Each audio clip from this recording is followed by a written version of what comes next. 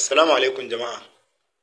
Mun samu nasarar kama wani informa kuma ɓarawo wanda suka shigo garin Kotonkoro suka ɗauki sarkin gari.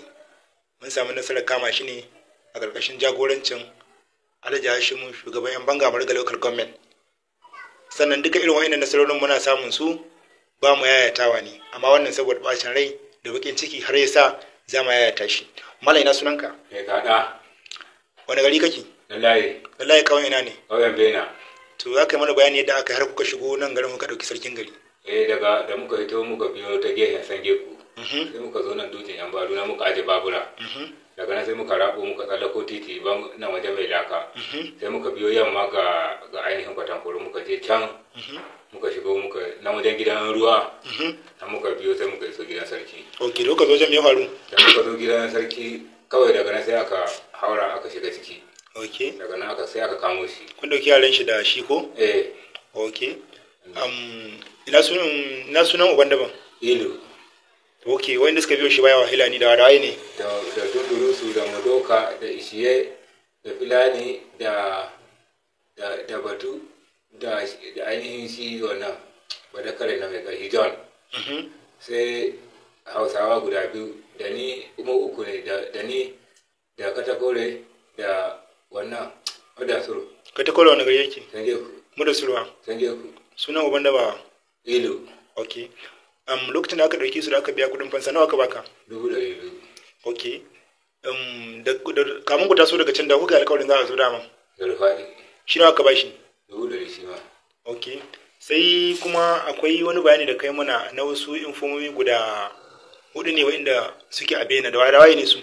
Nan wa'inda a Bena da Tasiru da shi Rufa'in da wadda Mustapha. Tasu waye baban shi?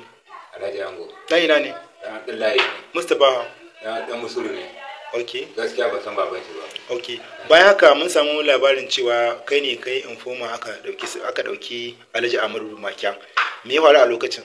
To ni dai na zo ni na ciwo gaba na zo nan burwaye na wajen mai shayi na tsaya. Na tsaya wajen mai shayi na kira na ce ga motoci can tafi. To mota Alhaji Audu ita ce gaba. To daga nan sai aka wuce sai ga shi Alhaji Amadu Makiya na riga na gaya musu kalan motar shi. Sai suka kama shi. Ok, to abin mamaki kuma wai a cikin garin Kotonkoro ba wani informa wanda yake ya bada haɗin kai akan abin? Gaskiya babu. Babu kowa. Babu. Kuma ba wani wanda ka sani ko da ba ma a bangaren bada haɗin kan ɗaukar sarki ba? Wallahi in dai ba wannan na wanda ya zauna tudun gwari din nan tudun kambari din nan bahilace nan babu shi. Ok, amma shi ya tashi ai. Shi yana can daji. Ok. Sannan bayan haka kuma kai har ya aka yi kasan gidan sarki? To dalilin sanin gidan sarki da yake na zama busku. Ok, ƙauyen Kotonkoro kuma kana zuwa gidan ka ce?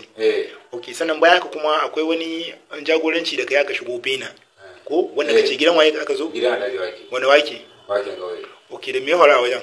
An dauki mata shi biyu. Ok, dawa. Hajiya Abu da Hajiya Karima. Ok, nawa aka baka a lokacin? 200,000. Nawa ka ansa? Miliyan 10 ne.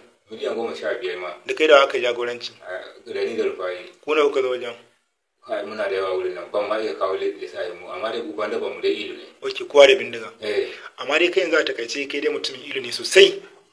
Kuma kuna mu'amala da shi sosai. To yayi ba wani bayani wanda kake da shi kuma akan wani jagoranci da kai aka ja kai banna? Gaskiya wallahi sun matallahi babu shi. To ka gaya mana gaskiya. Wallahi sun matallahi bakin iya abin da ka ji na gaya ma iya gaskiya.